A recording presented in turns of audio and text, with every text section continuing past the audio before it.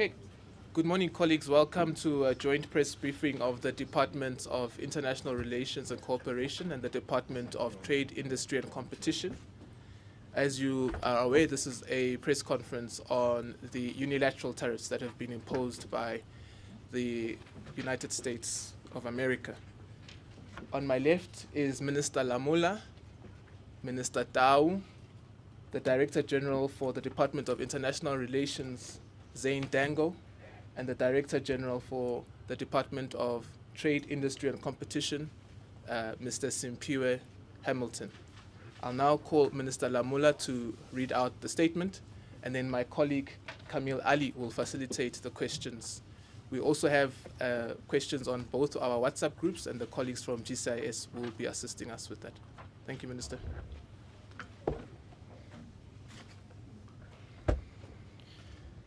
Yeah, thank you very much, Crispin, and to all members of the media and the people at home.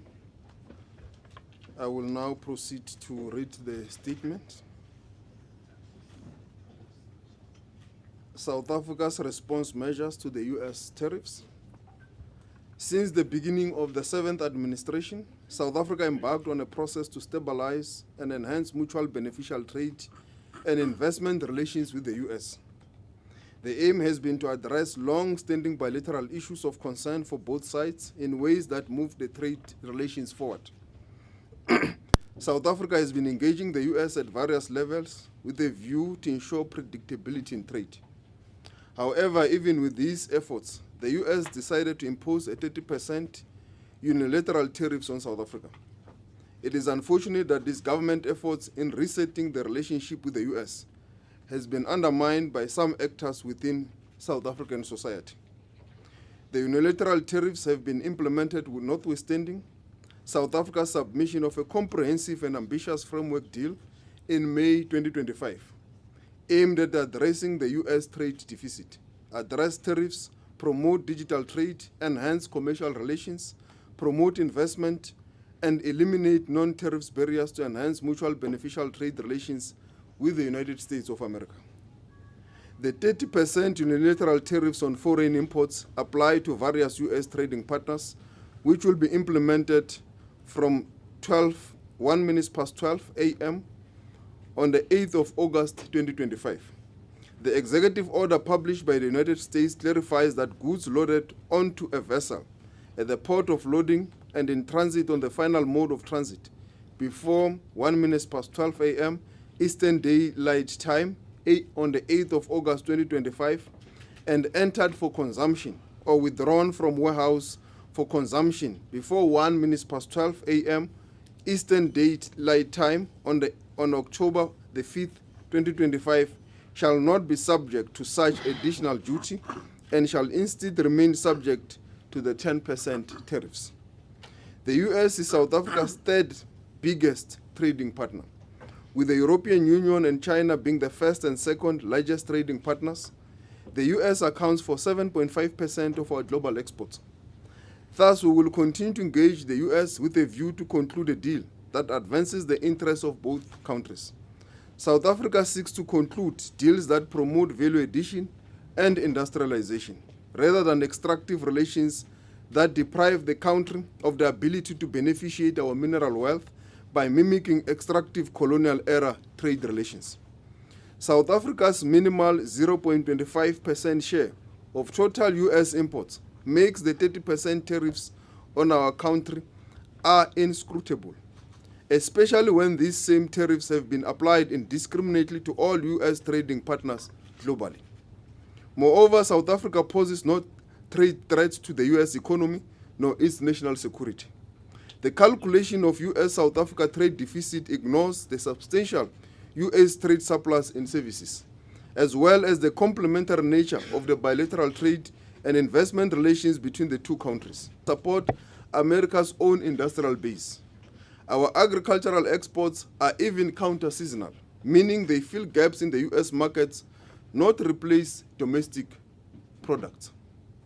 South Africa isn't just a trading partner.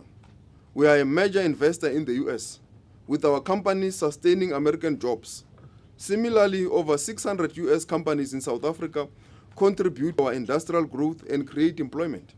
Our goal is to preserve and grow this mutual beneficial relationship. Impact of the tariffs. The uncertainty of the new tariffs is already incorporated into economic projections. For example, various economists estimated that it may shave off 0.2% of South Africa's economic growth.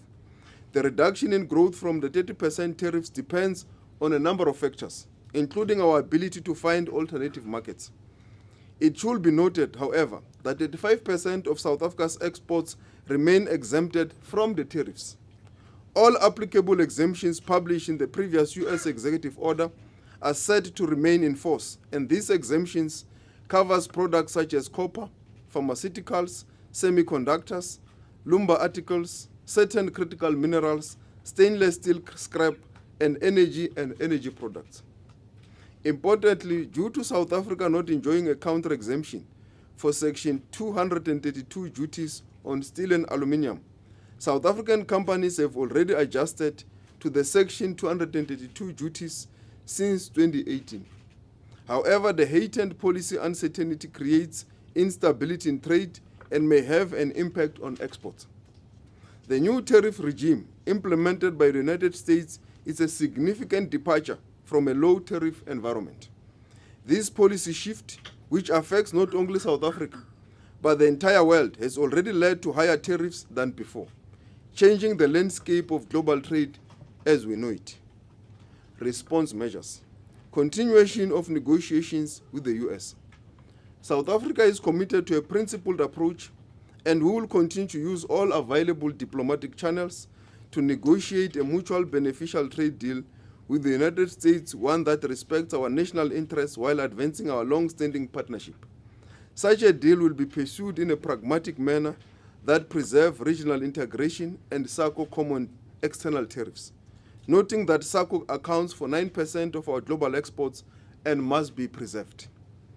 The South African government is working with industry to consider aspects of the framework deal that can be modified in a manner that promotes predictability in trade. Implement an economic response package which includes the establishment of an export support desk, which will serve as a direct point of contact for companies affected by the US tariff hikes. The aim of this support measure is to support the diversification of export market for increased resilience and facilitate the entry into alternative markets for affected exporters. The desk will provide updates on developments and tailored advisory service to exporters on alternative destinations, guidance on market entry processes, insights into compliance requirements, and leakages to South African embassies and high commissions abroad. The contact details of the export support desk have been published on the DTIC website. B. Measures to assist companies to absorb the tariffs and facilitate long-term resilience and growth strategies to protect jobs and productive capacity in South Africa. The details of this being finalized and will be communicated shortly. C. Localization Fund support stands ready to contribute to the national efforts to support South African companies impacted by the imposition of 30% import tariffs by the United States. In collaboration with the DTIC, IDC, and other agencies, the LSF will issue an open call from firms operating in affected value chains with the aim of providing targeted competitiveness and efficiency support. To build resilience, we are working on an export and competitive support program, which will include a working capital facility and plant and equipment facility to address short-term to medium-term needs across all industries. We are also working with the Department of Labor on measures to mitigate potential job losses using existing instruments within its entities. Block exemption for exporters. The diversification of markets that will be required following the introduction of additional tariffs on South African goods may require exporters to coordinate their activities in relation to developing joint infrastructure for exports, sharing of market information, and coordination of activities to achieve economies of scale and efficiencies that enable them to be competitive. These activities may contravene the provisions of the Competition Act. The Minister of Trade and Industry has followed consultations with the Competition Commission, introduced a block exemption of exporters to enable collaboration and coordination by competitors. The block exemption details the scope of application. A draft block exemption will be published by the end of the week so that processes can be concluded expeditiously. Diversification of markets. We have been strengthening the trade investment partnerships with various trade partners. These efforts are bearing fruits, targeting markets across Africa, as well as in Asia, Europe, Middle East, and Americas. Our announcement on the Clean Trade Investment Partnership with the European Union in March has unlocked a 90 billion investment package that has been initially committed. This Clean Trade Investment Partnership also aims to unlock new markets access opportunities for South Africa, including the export of sustainable aviation fuel by Sasol and the export of hybrids and electric vehicles. While facing global trade challenges, South Africa is proactively building a more resilient agricultural sector. We've made significant progress in opening up vast new markets like in China and in Thailand, securing vital protocols for products like citrus and others. With China alone being a 200 billion market, we are confidently expanding our reach and creating new opportunities for our agricultural products. Our government has not been idle. We are proactively and collaboratively diversifying our trade portfolio. Under the coordinated leadership of the Presidency, DERCO and the DTIC, we are making significant inroads into new high-growth markets across Asia and the Middle East, including the UAE, Qatar, and Saudi Arabia. These efforts are not only opening doors to new opportunities, but also reinforcing our commitment to retaining the vital markets we already have. South Africa's economic future is resilient, and we are working tirelessly to secure it. We have also developed a number of trade and investment packages with a number of countries, including Japan, that aim to unlock new markets access opportunities. You will be aware also that next week there is also a TICAD forum in Japan. While the current measures present challenges, it also presents opportunities to build and accelerate the implementation of the AfCFTA and to develop new partnerships in markets that have remained untapped, including Asian and Turkey. Thank you very much.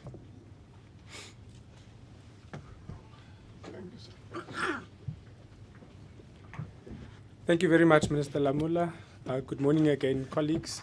My name is Kamil, as been previously introduced. I'll be facilitating the Q&A session.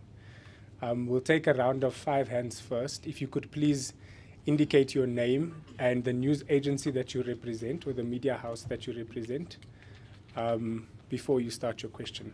Okay, let's just take it this way. Number 1, 2, 3, 4, and 5, ma'am, at the back there. That will be the first round.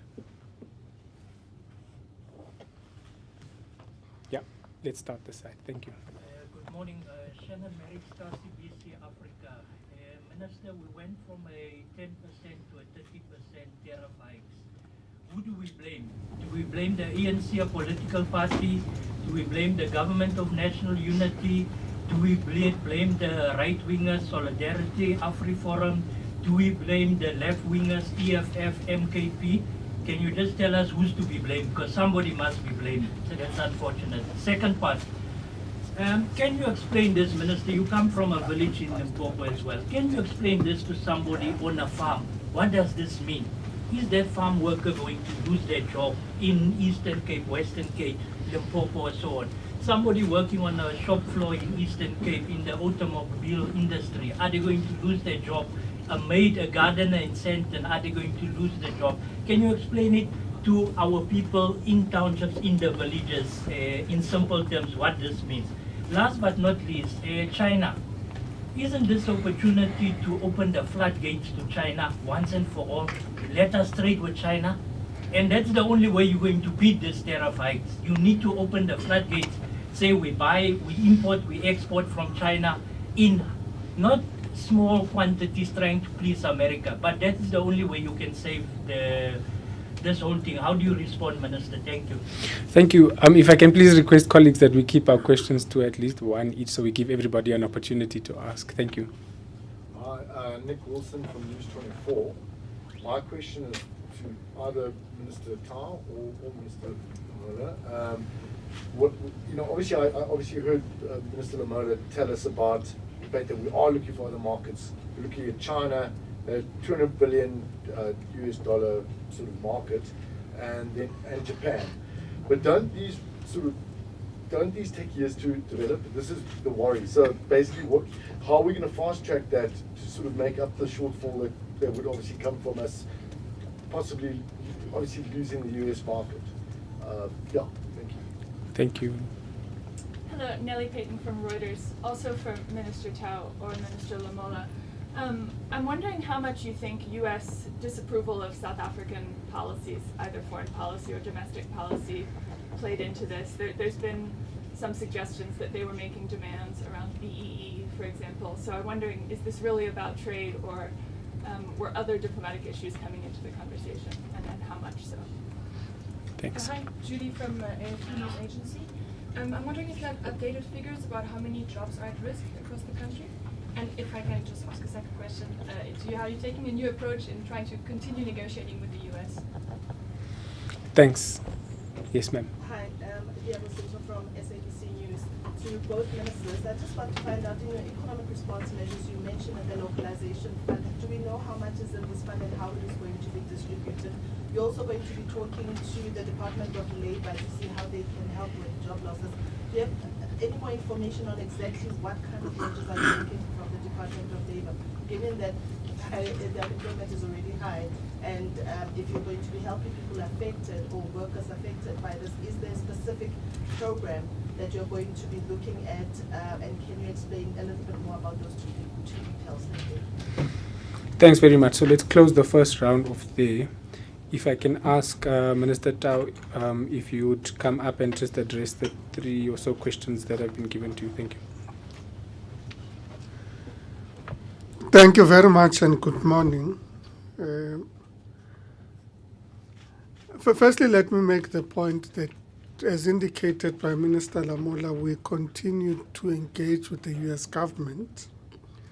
And it is our intention that these negotiations are continued until a point at which we're able to reach a conclusion. And that, I think, is an important statement to make, because I think that the idea that we can get to a point where we just decide that we're not going to talk to any government and we're not going to engage in trade negotiations, I think would be irresponsible for us as a country.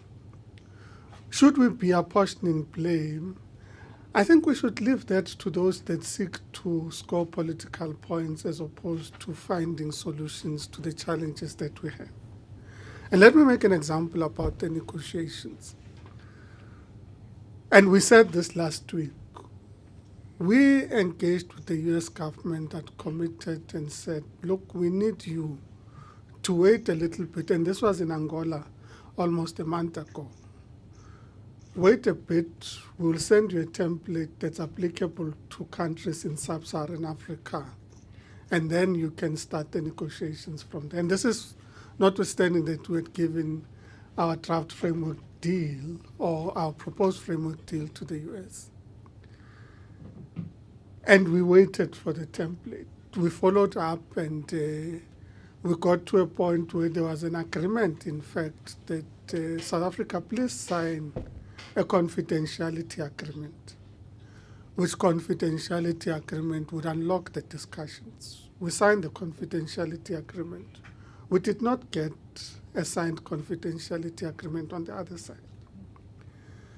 We then went back and said, almost on the eve of the tariff announcements, said, look, we've been waiting for the template, we've been waiting for the confidentiality agreement. What do we do now? We are 2 days before the announcement. Well, what do we do now? And the feedback is, look, you know what, at this point, let's look at the template as a red herring at this point. Please give us an offer and we will respond. And no, that offer should not be a negotiating offer.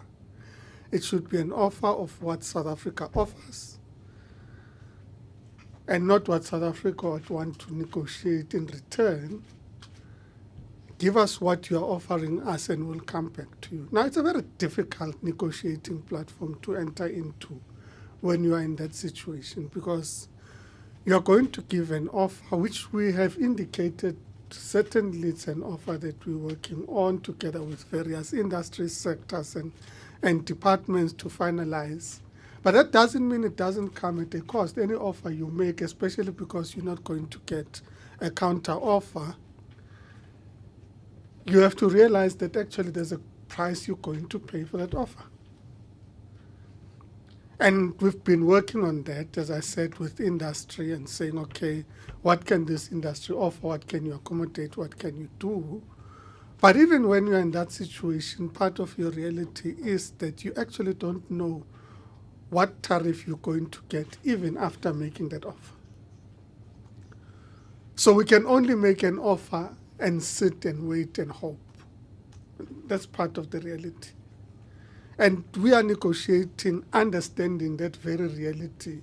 But we have to negotiate in the interest of the country, considering the importance of the United States in the global trading environment and as an important international role player. So we have to work within the framework in which all other countries are operating, but understanding that reality. So I thought it's important to elaborate on that, because when you start looking for who to blame, you're going to start thinking, if that one stops singing this song, well, we're going to get a 1% reduction. Because that's the sort of direction that you take when you start looking for the blame game. If these ones did not get onto a flight and go and say this would have meant a 5% reduction, that's all speculative.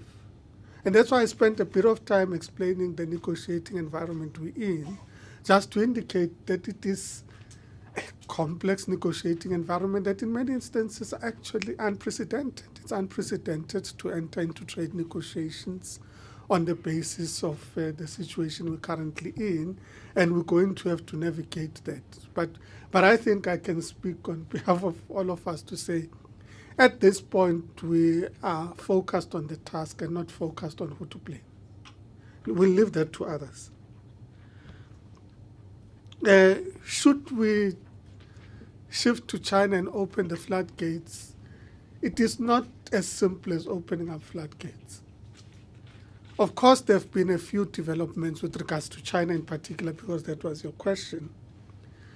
And those include the fact that China made an announcement at FOCAC this year that, in fact, we will reduce to 0% for all African countries but one. And we took the opportunity to engage with the Chinese to say, what does this mean? How do we actually implement it? And this is a few weeks ago. They said, well, you need to sign an agreement. So there's a China-Africa Economic Partnership Agreement. You either sign the China-Africa Economic Partnership Agreement or some form of free trade agreement so that you are able to unlock this. Now we have to, and we're currently sitting down with all the colleagues to say, if you enter into a negotiation, you have to understand that when you enter into a free trade agreement, you must accept product from them and take product to them. What product are you talking about, and what does the agreement entail? Because if you simply open, you don't know what you're opening yourself up to. So you have to work with the understanding that, in fact, it is not just about, I now sign the CAEP or the China-Africa Economic Partnership Agreement and the doors are open, because you have to think about how you safeguard your own markets, which industries would be impacted, and there's a bit of detailed work to be done, but those negotiations are ongoing, and we're currently modeling the sort of offer that we would be able to give. But the Chinese have also said that we would want to enter into an MOU with yourselves, which MOU would look at industrialization and green industrialization in particular. And they've given us the proposal. We're currently discussing it and should finalize it.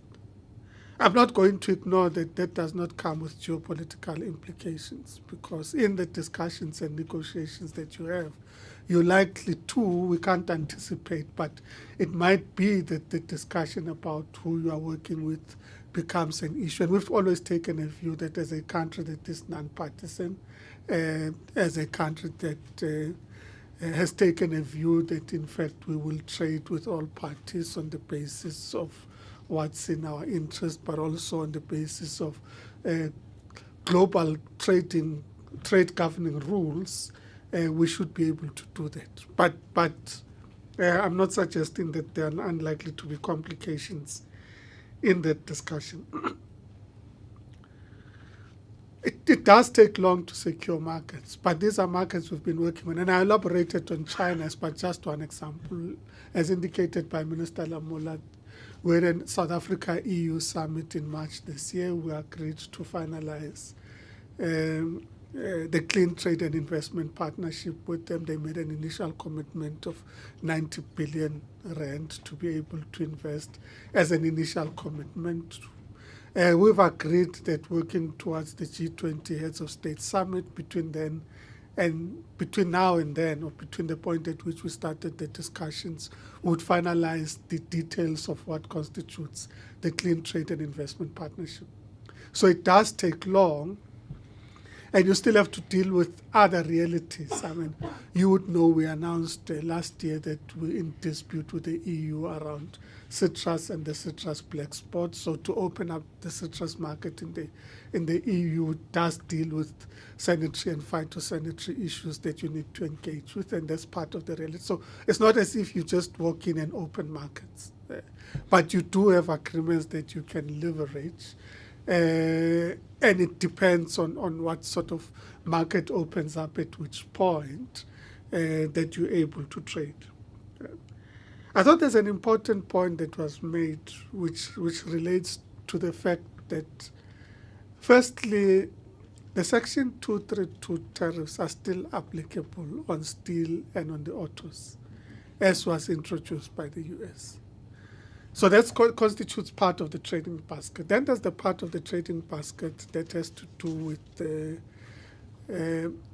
the products that are exempted, as indicated by Mr. Lamula, in particular pharmaceuticals and mineral products that are exempted, and therefore you're not paying tariffs in those products. So when we're talking about products at the level of detail, you literally have to go into different tariff lines and thousands of tariff lines and say, what is the impact on this tariff line by this decision? Remember, the decision, you already are paying an additional 10%. And I think the point was made. You've already started with the additional 10%. And already there are certain sectors that have been impacted by that decision. You then have to model the additional 20% on top of the 10%. So it's not a new imposition, if you like. It's an increase to the imposition that had already been there. And you have to model literally at every point which tariff lines, which markets, which product that you work on.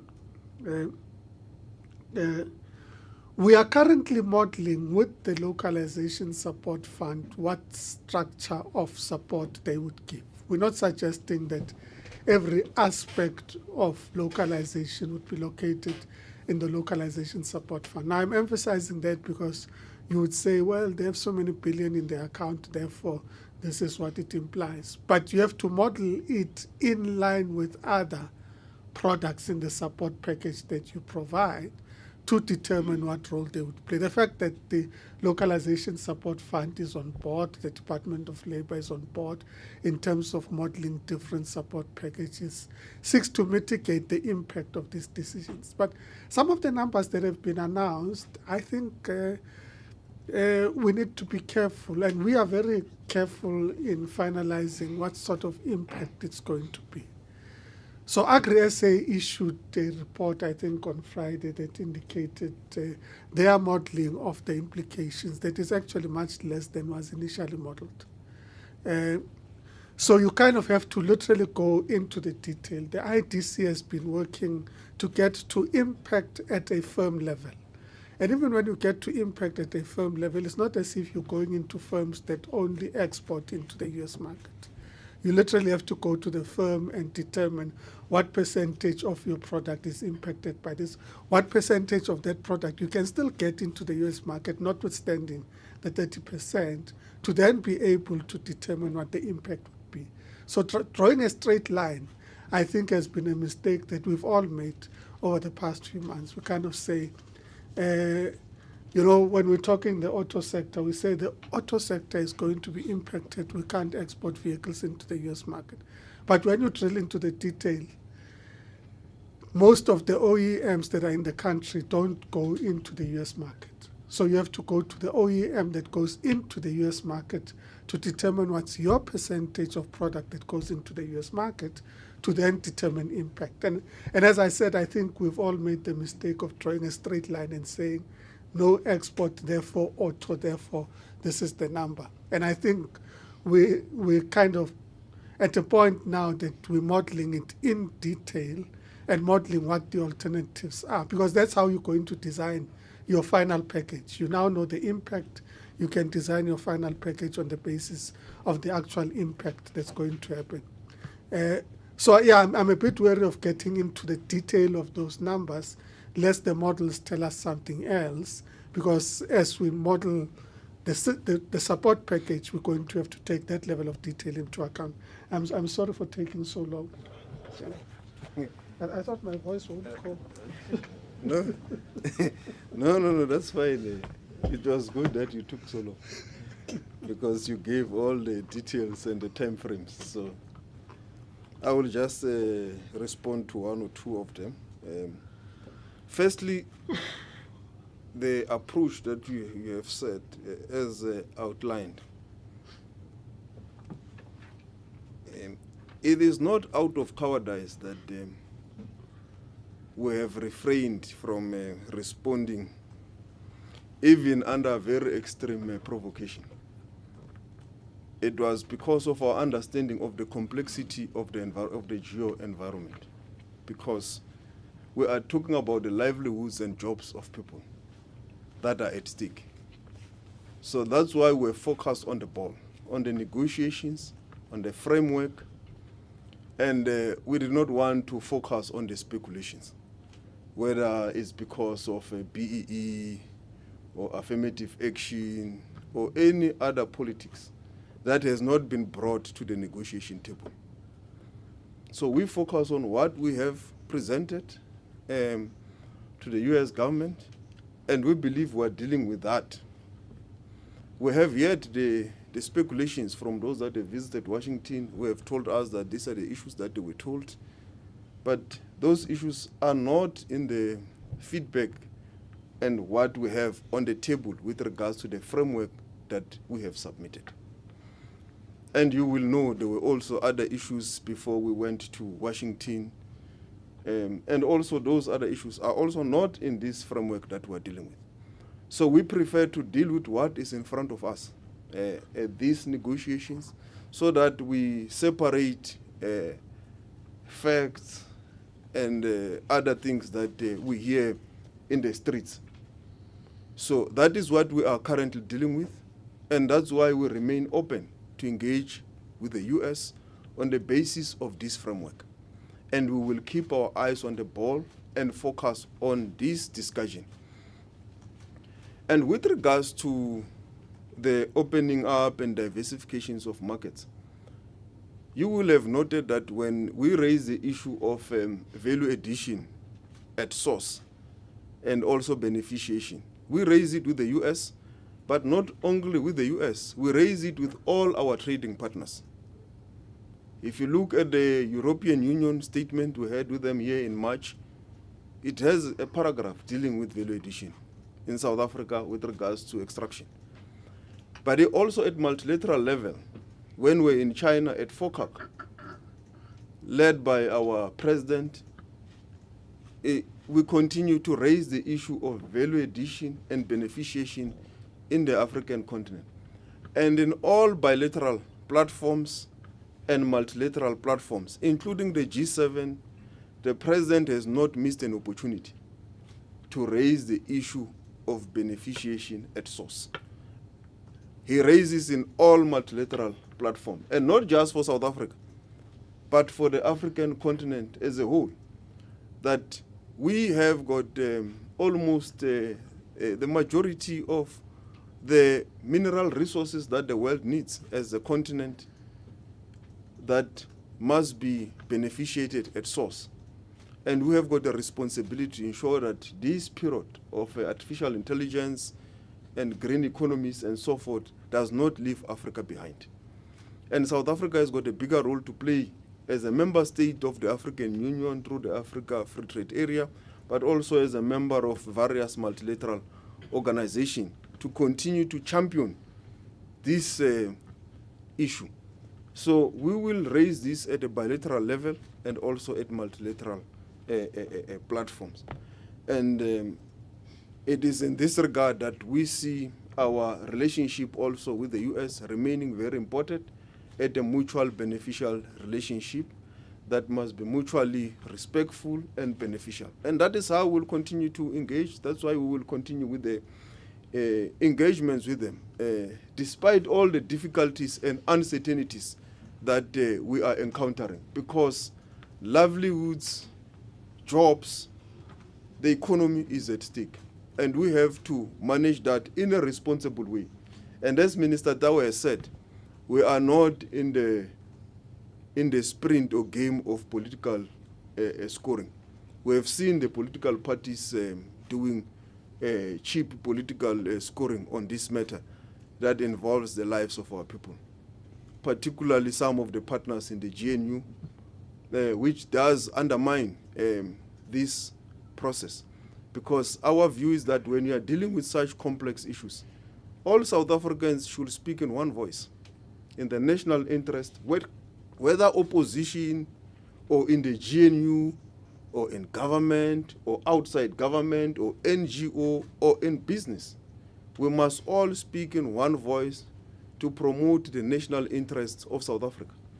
Because if there are any implications, all South Africans will be impacted. So we all have a responsibility and a duty to protect and promote the national interests of the country.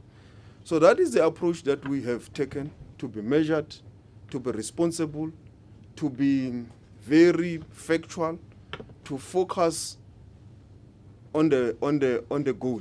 And the goal is to, at some point, hopefully, find some agreement with the US government on the unilateral tariffs that they've imposed to us, which have also been imposed, by the way, to many countries across the globe. It's not only a South African phenomenon. So you can't just blame South Africa. It's a global phenomenon. It has been done even to their friends and foes. So the issue is whether with us we can find each other.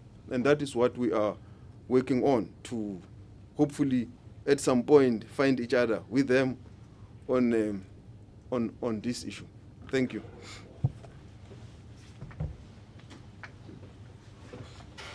Thank you very much, Ministers. I'm going to take another round of questions. I'm going to just request that if there are any on the virtual platform, can we indicate? Sorry, I can't see behind the light. So if colleagues can just indicate. We've got some? Okay. Can we read those out first, please? Okay, thank you, Chair. We do have questions from Adra Omachi from Business Day. The first one, what is the way forward in terms of appointing a US ambassador? And then the second one, did President Ramaphosa make calls to try and secure a trade deal for South Africa with the US last week? And then the other one to Minister Lamula in particular, since Lady R, which granted was an economic sabotage to South Africa's stance on Israel, little has been done to fix SA and US relations, and is South Africa now paying the economic price? And then the other one, the agricultural industry, specifically the citrus sectors, they are saying that they have not been consulted at all. And then the other questions come from SABC, Lihlohonolo. The first one, are the ministers at liberty to disclose their trade proposal to the US? And the final question also, is this not an opportunity for South Africa to rethink its international allegiances, in particular with Iran? Are those all from the virtual? Okay. Any more inside the room? I'll note 3 from inside the room. Let's go with Ndogozo. Gentleman in the grey jacket at the back, and gentleman over here. If you can start the side, please. Good morning, Ndogozo from intra-African. I don't know if Minister Dow can give us any insights on sort of how the support desk has worked since it launched, these sort of businesses that we are seeing come on there, as well as in terms of township businesses that were getting export ready. Will the Transformation Fund dip in to assist them get into that export market? But also a slight change in the sort of language that we used when it comes to describing the support desk.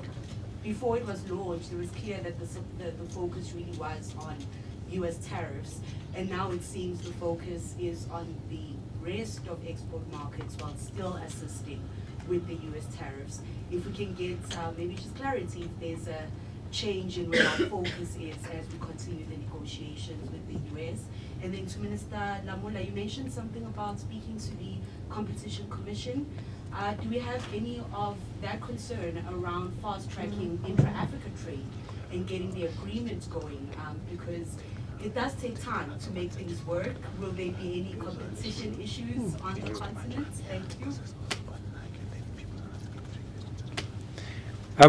Colleagues, so what I'm going to do is I'm going to just, because there's quite a few questions now, I'm going to allow the team to respond. Ministers, I'll also allow you to defer to your technical teams in this round, if you so wish. And then we'll come back for one more round at the end of that. We are checking the ambassador.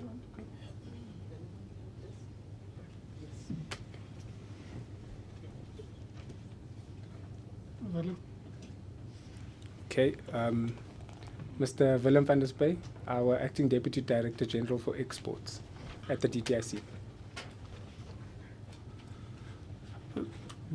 Good morning, everyone. From the help desk side, it became active on Friday, and we've been fielding some calls from exporters specifically. Most of the exporters have been from the Western Cape. The key questions that there was clarification asked is with regards to when the tariffs come into effect. Also, there was also interest in terms of some of the products which are not covered within those tariffs which will be coming into effect. There were also questions around the shipment which are on water and the implications of those ones, so we've been giving clarifications around that. There's also a lot of interest shown in terms of the support measures, financial support measures, which I think was touched on today, to give further information around that. And then also, we are also continuing to give updated information in terms of the negotiations. They were interested in what is happening with the negotiations. I think we've touched upon that as well. I think also important point to raise is to say, while the desk is giving information, the primary focus of the desk is really to assist companies to enter new markets and diversify those markets.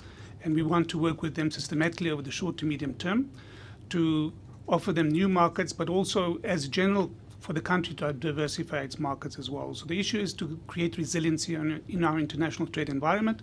And through this support desk, we will have practical areas of cooperation. We'll link them up with embassies. We'll link them up with potential buyers. We will also deal with the issues and take the journey with them in terms of some of the barriers, sanitary and phytosanitary issues. We'll also work with other parties around it. So it is a systematic process for us to really support them to look at different markets. Some companies, for example, have opportunities in other markets which they can advance. Others are looking at new markets. We're also assisting with them and engaging with them on those markets. And we're also looking at some of the key sectors, for example, which are affected by the tariffs specifically, that we're working with those companies as well. Thank you. Thanks, Minister. Yeah. Let me just deal with the ambassador thing. Yeah, thank you very much. The question from Harja with regards to how far we are on the appointment of an ambassador. Let me preface it by saying that we had an ambassador in the US, and that ambassador was expelled. So President Ramaphosa has always prioritized the US in terms of an ambassadorial responsibility. So the fact that our ambassador was expelled means that the new process to appoint the ambassador will not be as easy as it will have been when an ambassador will have not been expelled. We have to take all careful consideration, all due diligence, and I can confirm that that process is at an advanced stage, and the president at the right time will announce who will become the ambassador of South Africa in the US. But I will mention that this will not be dictated to by anyone to the president. He will do so in line with his powers as provided for in the Constitution. Obviously, he may consult whoever he may deem necessary and prudent to consult to appoint this ambassador. But the process is at an advanced stage, and at the right time, he will make the announcement of the ambassador. I must also hasten to mention that while ambassadors do play a role to point to the key players, decision makers, and so forth, ambassadors do not negotiate any trade deals. The trade deal is being negotiated under the leadership of DTIC, obviously with our coordination and support from DERCO. So they are the people negotiating the trade deal. It's not our ambassador in Washington. We do have a charge affair in Washington, who is the senior person for South Africa there, who does play a role from time to time to point there and there, but they do not negotiate the trade deal as it is being suggested in some quarters, that the fact that we don't have an ambassador might have affected us not coming up with an agreement. It's not correct description. There are countries that do have ambassadors in Washington. They don't have a trade deal. So the trade deal is negotiated by the relevant line function department, and in this instance in South Africa is the Department of Trade and Industry, which we are providing the support for, including our charge d'affaires in the US, who does from time to time point to the relevant people. So we do not think that the absence at this stage of an ambassador in Washington does impact on South Africa having any agreement or no agreement. Because if that was the case, all the countries that have ambassadors in Washington, they won't be having the same challenges that we're having. So this is a global phenomenon. It's not a South African problem. It's a challenge that the whole world is facing with the trade tariffs that we're dealing with. Lady R, I thought that the issue of Lady R was dealt with. There was a commission of inquiry. It made its finding. It was a non-issue. So it's no longer an issue now, and we will not want to speculate that Lady R has come back to this discussion unless someone brings it on the table. At this stage, it has never been raised as an issue. Whether we want, is this not an opportunity for South Africa to rethink its international allegiance, particularly with Iran?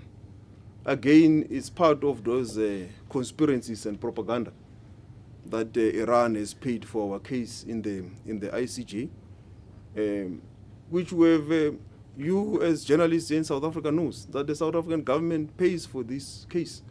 It is public knowledge. It is declared in all the documents of parliament. There's no Iran that has paid the ICJ case on behalf of the South African government. Neither is there big trade relations between South Africa and Iran to really put on the table. So it's neither here nor there as an issue, whether the issues of BEE and so forth, as I've said earlier on, they have not been brought to the table. So we can't speculate, but you know the position of the South African government with regards to BEE. It's a constitutional imperative, affirmative action, It's a constitutional imperative. Given the history of our country, it remains very important and strategic that we continue to transform the economy to reflect the demographics of our country. So this is a measure that remains a constitutional imperative for this country to continue on this path. Thank you. Thank you very much, Minister. Ambassador Xolelwa Mlumi Peter, who is our Deputy Director General for Trade at the DTIC. Thank you very much, and good morning, ministers. I'll respond to the issue with regards to consultations with the affected industries. The DTIC, as well as the Department of Agriculture, has been consulting with all affected industries, including the citrus industry, through various platforms. We had, for example, a NEDLEC meeting as late as Friday last week. But also throughout this process, we have been engaging the business associations, but also the affected industries. So we will continue to engage, and also the industries themselves have also been sending proposals to us in terms of how, one, they are affected, and two, how we can assist them. So we will also continue to engage with the citrus industry. In terms of trade proposals to the U.S., as Minister Lamola has indicated in the statement, it covers a number of issues that the U.S. has raised as critical. One, the issue of the trade deficit, even though we do not, of course, agree with the manner in which the trade deficit has been calculated, and the fact that the trade deficit that South Africa has with the U.S. arises from the fact that we export critical minerals. So the contributing factor is critical minerals that the U.S. needs for its industries. Secondly, it's as a result of exports of agriculture, which of course the U.S. also needs because we are in counter-seasonal production seasons. So as Minister Lamola has indicated, this closes the gap in the U.S. market and therefore does not pose a threat. But regardless of that, we've identified what we need to do in order to respond to the trade deficit, and we've identified products that we can import from the U.S., including LNG. We've also looked at areas where there are non-tariff barriers with regards to agricultural exports, and with the Department of Agriculture, we've also responded to that. We've also identified areas where we can invest in the U.S. economy and made a commitment of $3.3 billion that can be invested by our companies. So as Minister Lamola has indicated, what we've put forward is comprehensive, is ambitious, and covers all the critical areas of interest to the U.S., including tariffs, which of course will be negotiated with SACU as well. In terms of the Competition Commission issues and the impact on intra-Africa trade, I think the important point to raise is that intra-Africa trade remains absolutely important for South Africa, and we are looking at fast-tracking the implementation of the AfCFTA, including resolving the outstanding issues. We already have markets that are open for South Africa to take advantage of, and we've seen a rise in exports through the AfCFTA. Between February and July, our exports through the AfCFTA have reached over 1 billion rands. So you can see that a lot of our exporters are taking advantage of the new market access opportunities. But with regards to competition issues, we already have a competition protocol that has been concluded under the AfCFTA that ensures that we are able to have a coordinated mechanism to address anti-competitive behavior and ensure an inclusive continental market. South Africa has already ratified the competition protocol. It was ratified by Parliament last month, and therefore it is fully operational. Thank you very much. Thank you very much, Minister. Before you come in, I just want to ask our Acting Deputy Director General for Transformation and Competition, Ms. Susan Mangole. Thanks, Camille, and thanks, Ministers. Just in terms of the question that was raised to say whether there will be support to SMMEs and township businesses to diversify. I think one of the statements that Minister Lamola has made is that through the Competition Commission, we are going to be publishing the draft block exemption for exporters. So this is to mitigate against the impact of the increased tariff, as well as to make sure that the South African businesses, including those in the township, are actually diversifying in other markets. So the reason for this is that we want to help them to actually collaborate and coordinate. Yes, we are looking at a package that will also include using part of the transformation fund to be able to assist those businesses to diversify into new markets. No, that's fine. Our Director General, Mr. Simpiwe Hamilton, from the DTIC.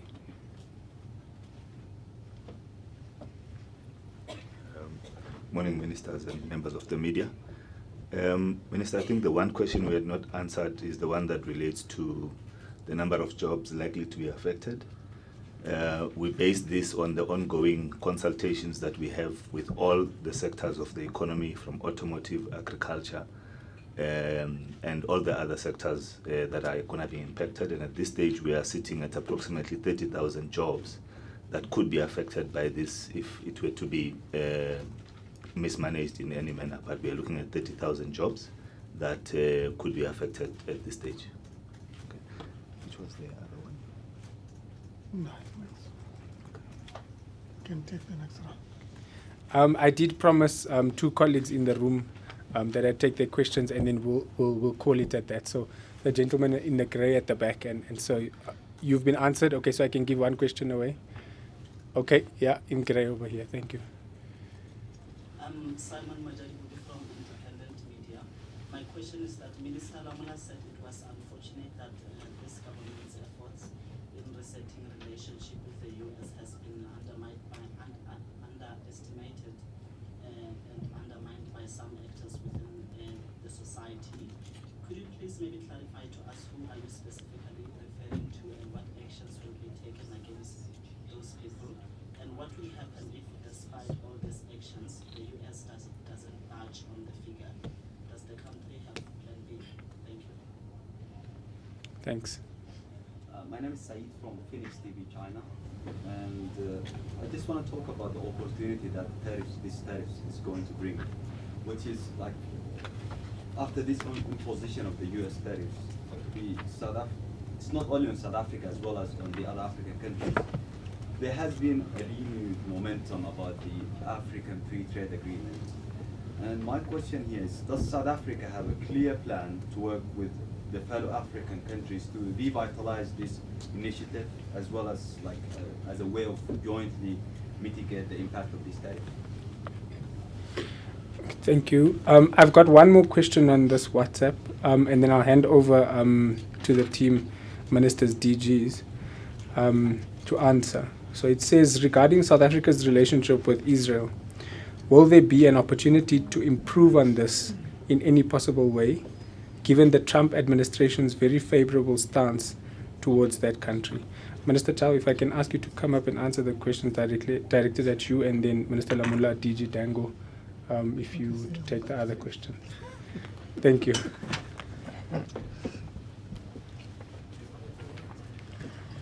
Thank you very much. Kamel didn't give me a choice this time. The load was eased earlier from the department.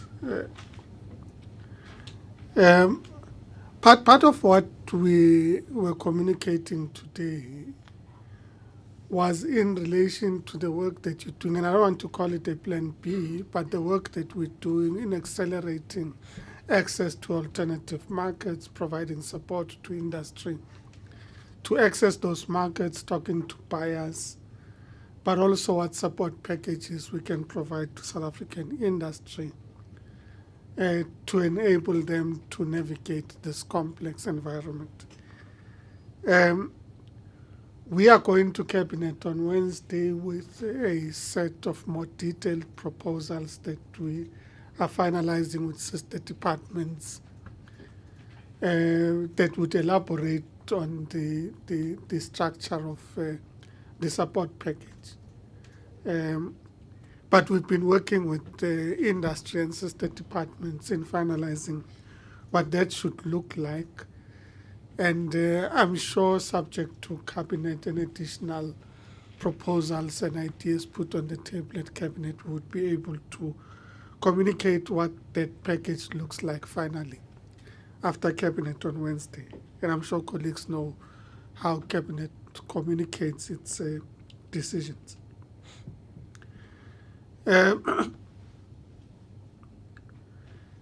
With regards to the to the Africa, sorry, excuse me, I tried not to speak earlier because this was going to happen, but I didn't wait. With regards to the Africa Continental Free Trade Agreement, we are working with our colleagues in the Africa Continental Free Trade Area. As indicated earlier, we have also ratified various protocols. We are accelerating work to address what are some of the niggly issues that need resolution, including issues on rules of origin with regards to the auto sector, clothing and textile. So there's a lot of work that we're doing in relation to the implementation of the Africa Continental Free Trade Agreement. So certainly I think that we should be able to make progress. There is a realization amongst colleagues that, in fact, it is important that we address what are the impediments to the implementation or cross-border trade, because I think all of us are committed to the implementation of the Africa Continental Free Trade Agreement. There are issues that impact cross-border trade, such as logistics, such as certain rules and regulations that make it difficult for countries and investors to be able to invest in particular regions and or countries that we are working on. So these are matters that are receiving attention. I think I've covered everything that was affecting. Okay, thank you. Thanks, Minister. DG, sorry to put you on the spot.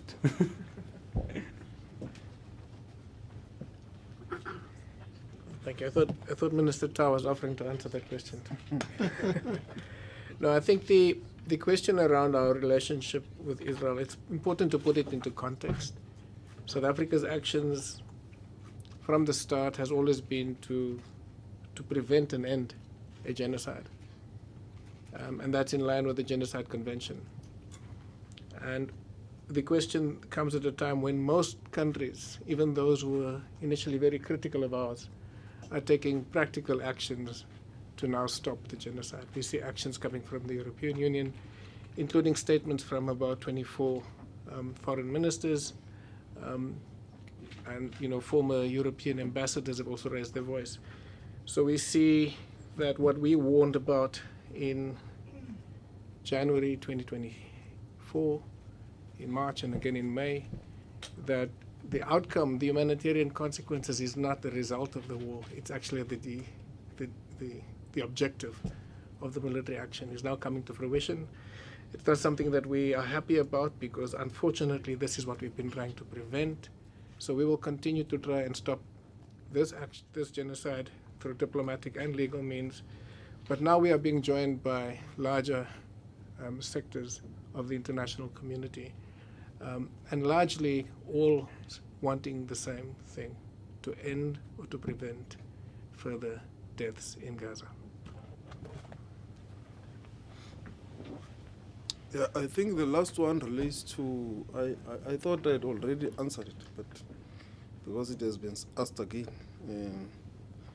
that there are players who have undermined our efforts and all that. I've said that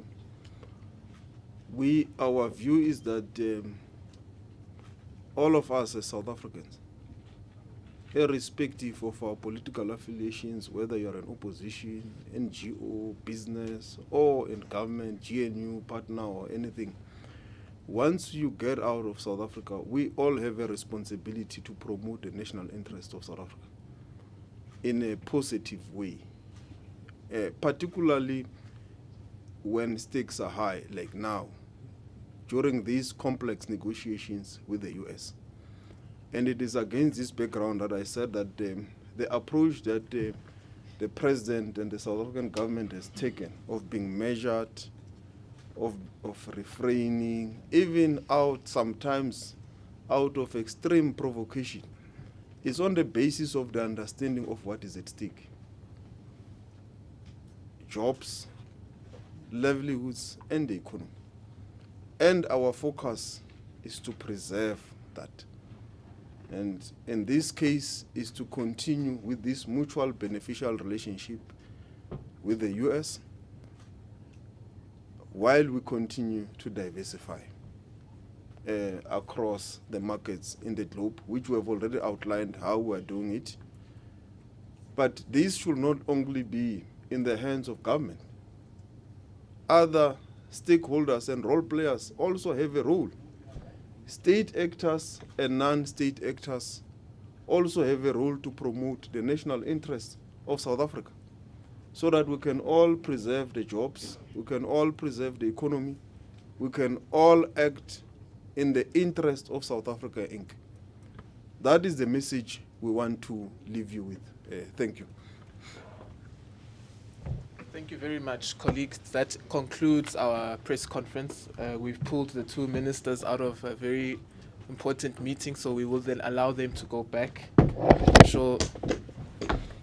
That really shows the press conference is over. Thank you, colleagues. We will then keep in touch for